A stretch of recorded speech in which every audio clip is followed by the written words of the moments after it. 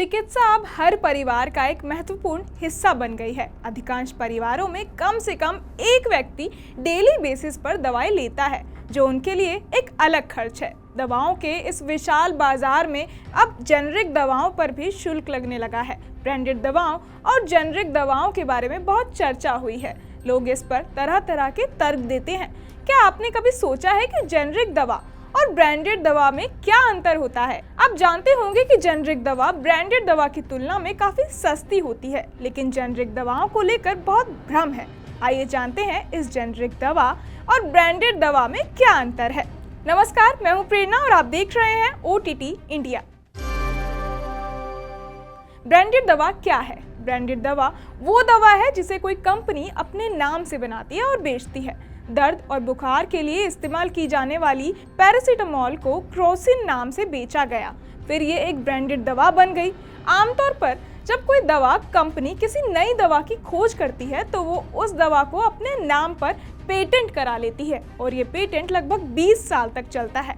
अब जब तक उस दवा का पेटेंट उस कंपनी के पास रहता है, तब तक शोध करने वाली कंपनी को ही उस दवा को बनाने या उस पर आगे शोध करने का अधिकार होता है।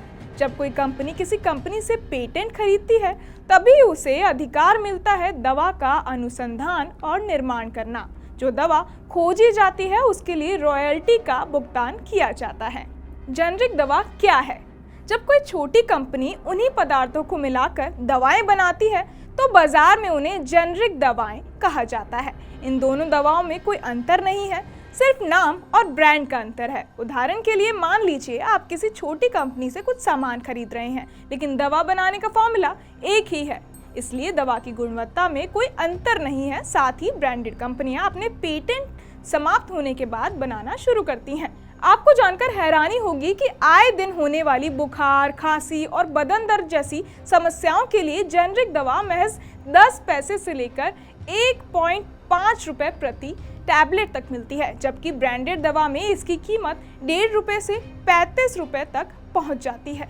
जेनरिक दवाएं सस्ती क्यों हैं?